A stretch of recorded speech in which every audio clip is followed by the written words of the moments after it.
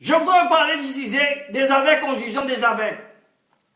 La plupart des gens croient en Dieu, ont une foi avec, exemple, les chrétiens parce que son père est un chrétien.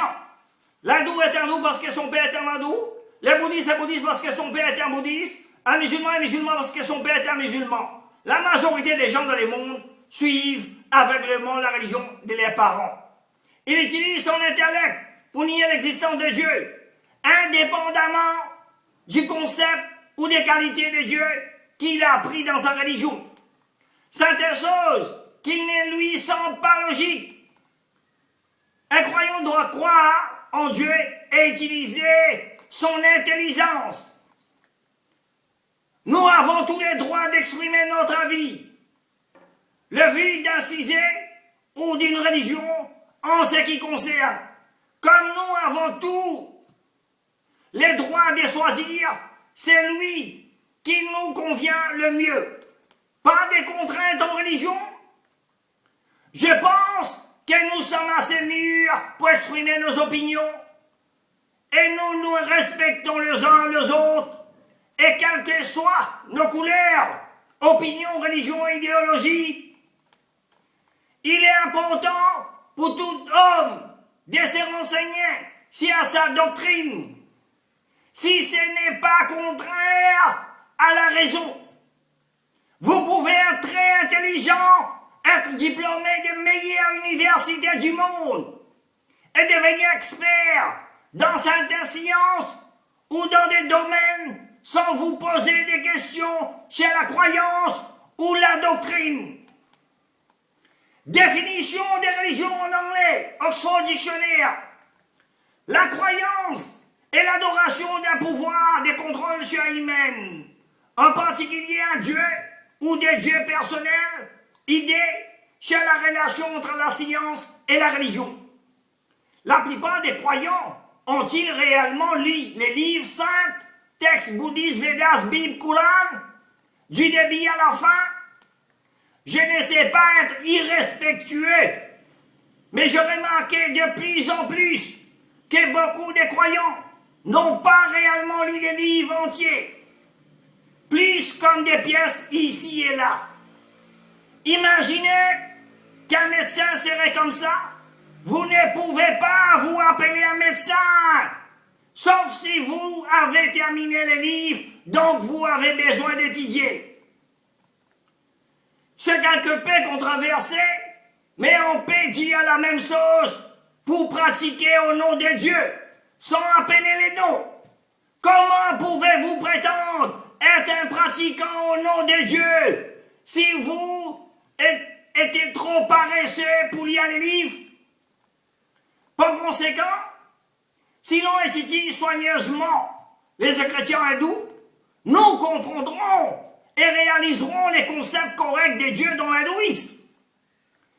Si l'on étudie les livres Sakavatisine Sutanda et selon l'évangile de Bouddha par Caris par 217 et 218, nous comprendrons et réaliserons ce que Bouddha a vraiment dit.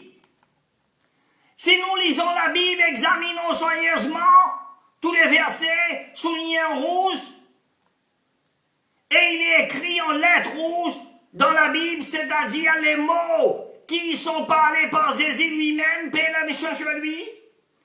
Donc une lettre noire ne peut pas annuler une lettre en rouge, parce que lettre en rouge est les mots de Jésus, paix la mission sur lui. Si vous étudiez le Coran, les concepts de Dieu dans l'islam, vous comprendrez et réaliserez ce que l'islam n'est pas suivre les musulmans, mais lire le Coran et les hadiths de la Sunna. Cherchez-vous la vérité et la vérité vous affranchira. Selon l'hindouisme de Brihadaranyaka Upanishad, livre 3, verset 28, Om Asato Masad Gamaya Tamasama Yortir Gamaya Miturumam Tam Gamaya.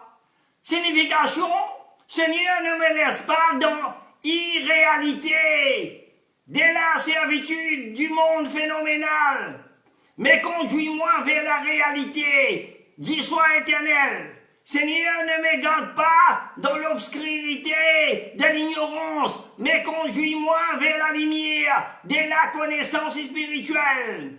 Seigneur, ne me garde pas dans la peur de la mort, à cause de l'esclavage du monde mortel, mais conduis-moi vers l'immortalité, acquis par la connaissance du soi immortel au-delà de la mort. Selon christianisme, l'évangile de Jean, chapitre 8, verset 32, Jésus Bélanchon lui a dit, cherchez la vérité et la vérité vous affranchira. Selon l'islam, dans le Coran, la sourate Al-Isra, chapitre 7, verset 80, est dit, ô mon Seigneur, fais-moi entrer par une entrée de la vérité, et je sors par la vérité, et accorde-moi de toi un pouvoir recevant ton aide. Verset 80, et dire, la vérité est venue, et les mensonges ont disparu, parce que l'erreur est destinée à disparaître. Verset 82, nous révélons du Coran ce qui est une guérison et une miséricorde pour les croyants. C'est là en effet qu'augmenter la perdition des injustes. Que Dieu vous aide à comprendre sa parole dans son livre.